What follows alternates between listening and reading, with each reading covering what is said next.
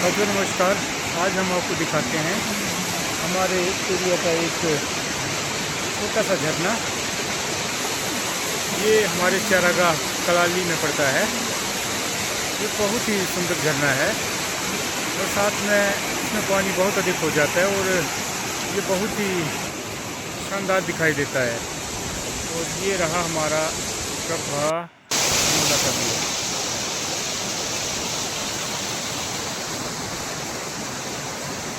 ये देखिए हाइट में बहुत ज़्यादा है।